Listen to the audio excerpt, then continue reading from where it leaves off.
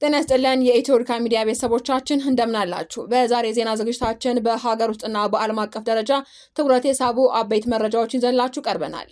በትግራይ ክልል በህወሓትና በጊዜያዊ አስተዳደሩ መካከል ያለው ልዩነት ተካሮ መንግስት ፈርሷል ወደሚል መግለጫ መሸጋገሩን እንመለከታለን። በተጨማሪም በሊቢያ የባህር ጠረፍ የደረሰው አሳዛኝ የዜጎች ሞት፣ በሳውዲ አረቢያ በሞት ጥላ ስር ያሉ ኢትዮጵያውያን ስጋት፣ እንዲሁም በአሜሪካ ለሚገኙ ኢትዮጵያውያን እፎይታ የተሰጠው የፍርድ ቤት ውሳኔ እንዳሰናል። በመጨረሻ ምርጫ ቦርድ የመራጮች ምዝገባን በማራዘሙ ምክንያት የጠየቀው ቢሊዮኖች የሚቆጠር ተጨማሪ በጀትና የብሪታንያ የጉዞ ማስጠንቀቂያን ይዘን ቀርበናል። ዝርዝር መረጃውን ከመመልከት በፊት ቪዲዮን ላይክ በማድረግ ማድመጥ እንድትጀምሩ በአክብሮት እንጠይቃለን። አርዕስተ ዜና። በትግራይ የከረረው ፍጥጫ፣ ህወሓት የጀነራል ታደሰ ወረደ አስተዳደር ፈርሷል ሲል አወጀ። የቀድሞ የምክር ቤት መዋቅር ወደ ስራ እንዲመለስ መወሰኑ ክልሉን ለሁለት መንግስት ስጋት ዳርጎታል። ተጨማሪ ያለን። በሊቢያ የደረሰ አሳዛኝ አደጋ። በሊቢያ የባህር ጠረፍ በደረሰ የጀልባ መስመጥ አደጋ ኢትዮጵያንን ጨምሮ የ38 ስደተኞች ህይወት አለፈ። መረጃውን እናደርሳችኋለን። በሳውዲ የሞት ጥላ ስር ያሉ ዜጎች ቢያንስ 65 ኢትዮጵያውያን ከአደንዛዥ እጽ ጋር በተያያዘ በማንኛውም ሰዓት ሊገደሉ እንደሚችሉ ሂዩማን ራይትስ ዎች አስጠነቀቀ። የኢትዮጵያ መንግስትም ጣልቃ እንዲገባ ጥሪ ቀርቧል። መረጃውን እናደርሳችኋለን። የአሜሪካ ፍርድ ቤት እፎይታ። የፕሬዝዳንት ዶናልድ ትራምፕ አስተዳደር በኢትዮጵያውያን ላይ ጥሎት የነበረው የቪዛ እገዳ እና የቲፒኤስ ማቋረጫ ውሳኔ በፌዴራል መንግስቱ ታገደ። ተጨማሪ ያለን። የምርጫ ቦርድ ተጨማሪ በጀት። የመራጮች ምዝገባ ለ2 ሳምንታት መራዘሙን ተከትሎ ለቦርዱ እስከ 1.6 ቢሊዮን ብር ተጨማሪ ወጪ ማስከተሉ ተገልጿል። መረጃውን እናደርሳችኋለን። የብሪታንያ የጉዞ ማስጠንቀቂያ። በቀይ ባህር አካባቢ ያለው ወታደራዊ ውጥረትን ተከትሎ ብሪታንያ ዜጎቿ ወደ ኤርትራ እንዳይጓዙ አሳሰበች። መረጃውን ይዘናል። የሱዳን ጦር ድል። የሱዳን ጦር በብሉ ናይል ክልል በፈጥኖ ደራሽ ኃይሎችና በአማጽያን የተሰነዘረበትን መጠነ ሰፊ ጥቃት ማክሸፉን አስታውቋል። ተጨማሪውን ይዘናል። አብራችሁን ቆዩ። በቀጥታ ወደ መረጃዎቹ እናልፋለን። ህወሓት የጀነራል ታደሰ ወረደ አስተዳደር ፈርሷል ሲል አወጀ። በህወሓትና በትግራይ ጊዜያዊ አስተዳደር መካከል ያለው ልዩነት ወደ ከረረ ምዕራፍ ተሸጋግሯል። የህወሓት ቃል አቀባይ አቶ ሚካኤል አስገዶም ለቢቢሲ እንደገለጹት የፌዴራል መንግስቱ የፕሬዝዳንት ታደሰ ወረደን የስልጣን ዘመን ለብቻው ማራዘሙ የፕሪቶሪያውን ስምምነት የሚጥስ በመሆኑ ጊዜያዊ አስተዳደሩ በይፋ ፈርሷል ሲሉ በይፋ አውጀዋል። በዚህ ምክንያት ከ6 ዓመት በፊት የተመረጠው የትግራይ መንግስት ምክር ቤት ወደ ስራው እንዲመለስና አዲስ ፕሬዝዳንትና ካቢኔ እንዲሰየም መወሰኑን አስታውቀዋል። ቃል አቀባዩ ሌተናል ጀነራል ታደሰ ወረደ ሰላማዊና ዲሞክራሲያዊ ርክክብ ካላደረጉ ስህተት እንደሚሆን ያስጠነቀቁ ሲሆን ከፌዴራል መንግስቱ ጋር ያለው የግንኙነት ገመድ መበጠሱን ገልጸዋል። ህወሓት በ2012 ዓመተ ምህረት የተካሄደው ምርጫ ታግዶ የቆየ እንጂ ያልፈረሰ በመሆኑ ህጋዊ ነው ሲልም ይከራከራሉ።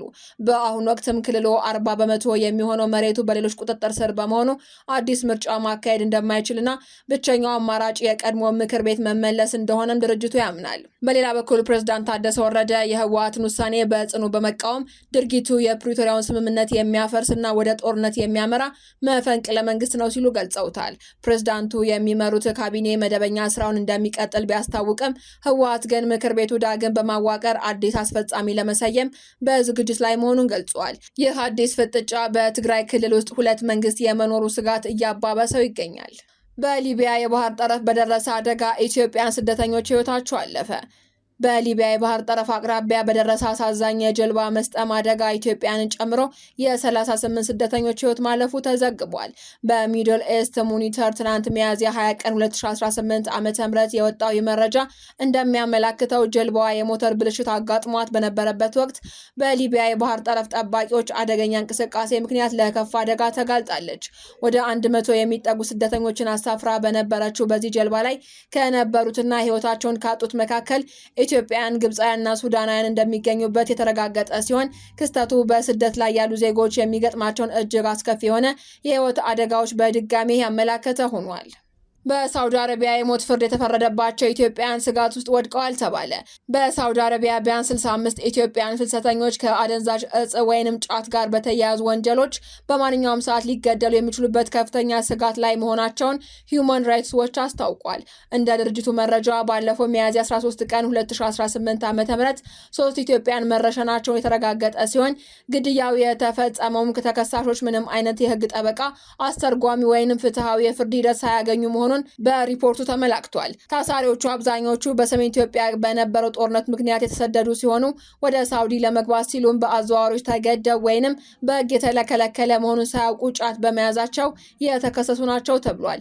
ሂውማን ራይትስ ዎች የሳውዲ ባለስልጣናት ምንነቱን ያልተረዱትን ሰነድ እስረኞችን በማስገደድና በመደብደብ እንዲፈርሙት እንዲያደርጉት ገልጾ ዓለም አቀፉ ማህበረሰብና የኢትዮጵያ መንግስትም ግድያው እንዲቆም በአስቸኳይ ጣልቃ እንዲገቡ ጥሪ አቅርበዋል። ሳውዲ አረቢያ በ2025 ብቻ 356 ሰዎችን የረሸነች ሲሆን ይህም በሀገሪቱ ታሪክ ከፍተኛ የሞት ቅጣት የተመዘገበበት ዓመት ሆኗል። በመሆኑም የኢትዮጵያው የውጭ ጉዳይ ሚኒስቴር ለዜጎቹ አፋጣኝ የቆንስላ እርዳታ እንዲያደርግና ከሳውዲ ባለስልጣናት ጋር እንዲነጋገር ሂውማን ራይትስ ዎች አሳስቧል። እስካሁን ግን ከሚኒስትሩ ሆነ ከመንግስት በኩል የተሰጠ ይፋዊ ምላሽ አለመኖሩ በዘገባው ተመላክተዋል። የመራጮች ምዝገባ መራዘም 1.6 ቢሊዮን ብር ተጨማሪ ገንዘብ እንዳስወጣው ምርጫ ቦርድ አስታወቀ። የመራጮች ምዝገባ ለ14 ቀናት መራዘሙን ምርጫ ቦርድ እስከ 1.6 ቢሊዮን ብር ተጨማሪ ገንዘብ እንዳስወጣው አስታውቋል። የኢትዮጵያ ብሔራዊ ምርጫ ቦርድ የመራጮች ምዝገባ ከየካቲት 28 ቀን 2018 እስከ መጋቢት 28 ድረስ እንደሚካሄድ አቅዶ የነበረው የጊዜ ሰሌዳ ለ14 ቀናት በማራዘሙ እስከ 1.6 ቢሊዮን ብር ተጨማሪ ወጪ እንዳስወጣው ገልጿል።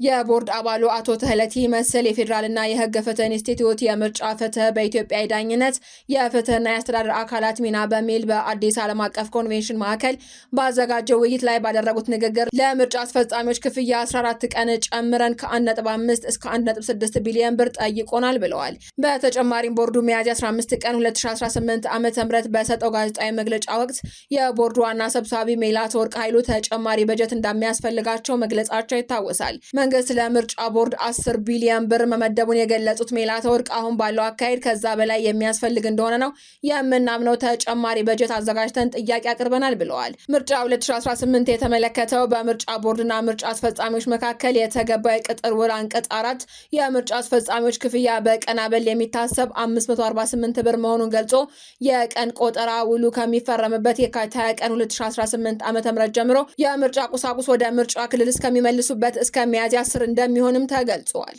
የትራምፕ አስተዳደር የቪዛ እገዳና የጊዜያዊ ጥበቃ ሁኔታ ማቋረጫ ውሳኔ በፍርድ ቤት ታገደ። በአሜሪካ የሚገኙ ኢትዮጵያውያንን የሚመለከቱ የትራምፕ ውሳኔዎች በፍርድ ቤት መታገዳቸው እፎይታ ሰጥቷቸዋል ተብሏል። የፕሬዝዳንት ዶናልድ ትራምፕ አስተዳደር በኢትዮጵያ ላይ ጥሎት የነበረው የቪዛ እገዳና የጊዜያዊ ጥበቃ ሁኔታ ማቋረጫ ውሳኔ በፌዴራል ፍርድ ቤቱ ታግዷል። ፍርድ ቤቱ የኢሚግሬሽን መስሪያ ቤቱ በአመልካቾች ዜግነት ላይ ብቻ ተመስርቶ ፋይሎችን አግዶ ማቆየት ህገወጥ ነው ሲልም ብይን ሰጥቷል። ይህ ውሳኔ ከኢትዮጵያና ከኤርትራ ለሚመጡ ዜጎች የቆመ የስራ ፍቃድና የቋሚ ነዋሪነት ወይንም ግሪን ካርድ ሂደትን በአስቸኳይ እንዲቀጥል በር ከፍቷል። የትራምፕ አስተዳደር ከጥር 2026 ጀምሮ በ75 አገራት ላይ የጣለው ይህ እገዳ ለብሔራዊ ደህንነት ሲባል የተደረገ መሆኑን ቢገለጽም ፍርድ ቤቱ ግን አስፈጻሚ አካላት ከህግ በላይ መሆን እንደሌለባቸው አረጋግጧል። በዚህ ምክንያት በአሜሪካ የሚገኙ በሺዎች የሚቆጠሩ ኢትዮጵያውያን የመባረር ስጋት ሳይኖርባቸው ህጋዊ መብታቸው እንዲያስከብሩ እድል ተፈጥሮላቸዋል ተብሏል። ከውጭ የተሰማ ሰበር መረጃ የሱዳን ጦር በብሉ ናይል ክልል የተሰነዘረበትን የአማጽያን ጥቃት ማክሸፉን አስታወቀ። የሱዳን ጦር በብሉ ናይል ክልል በፈጥኖ ደራሽ ኃይሎችና በአብድል አዚዝ አልሂሉ በሚመራው የሱዳን ህዝብ ነጻነት ንቅናቄ ሰሜን ጥምረት የሰነዘረበትን አዲስ ጥቃት ማክሸፉን አስታውቋል። ሱዳን ትሪቡን እንደዘገበው በደቡብ ምስራቅ የሀገሪቱ ክፍል የሚካሄደው ወታደራዊ ዘመቻ ካለፈው መጋቢት ወር ጀምሮ ተባብሶ ቀጥሏል። ይህ ወታደራዊ ግጭት የናረው የፈጥኖ ደጋፊ ኃይሎችና አጋሮቻቸው በሰነዘሩት መጠነ ሰፊ ጥቃት ስልታዊ ጠቀሜታ ያላትን የድንበር ከተማ ኩርሙክና የአካባቢ መንደሮችን መቆጣጠራቸውን ተከትሎ ነው። የጦር ኃይሉ 4ኛው እግረኛ ክፍለ ጦር ባወጣው መግለጫ በመንግስት ደጋፊ ታጣቂዎች የታገዘው ጦር በደቡብ አቅጣጫ በሚገኘው በሳሌ አካባቢ ዳርቻዎች ላይ የሽብርተኛውን ሚሊሻ ድል አድርጓል ብሏል። ጦሩ በጥቃቱ ወቅትም በአጥቂ ኃይሎች ላይ ከፍተኛ ኪሳራ ማድረሱ የተገለጸ ሲሆን በጥሩ ሁኔታ ላይ ያሉ 10 የውጊያ ተሽከርካሪዎች መማረኩንና ከ15 በላይ የሚሆኑትን ደግሞ ማውደሙን አስታውቋል። በብሉ ናይል ክልል በምዕራባዊና ደቡባዊ ክፍሎች እየተካሄደ ያለው ግጭት በሰብአዊ ሁኔታዎች ላይም ከፍተኛ ማሽቆልቆል አስከትሏል ተብሏል። የአካባቢው ነዋሪዎች እንደሚሉትም ከሆነ የግጭቱ መጠን እየጨመረ የመጣ ሲሆን ሰው አልባ አውሮፕላኖች ወይንም ድሮኖች በስፋት ጥቅም ላይ እየዋሉ ይገኛሉ ብለዋል። በመጨረሻም ብሪታንያ ዜጎቿ ወደ ኤርትራ እንዳይጓዙ አስጠነቀቀች።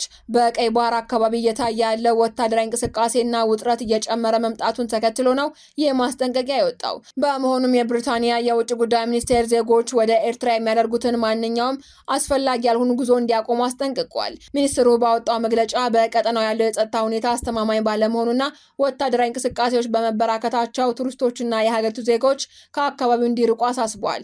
ይህ የጉዞ ማሻሻያ የተደረገው ኤፕሪል 27 2026 ሲሆን በኤርትራ ድንበርና በባህር ጠረፉ አካባቢዎች ያለው ስጋት ታሳቢ ያደረገ መሆኑን ሚኒስትሩ ገልጿል።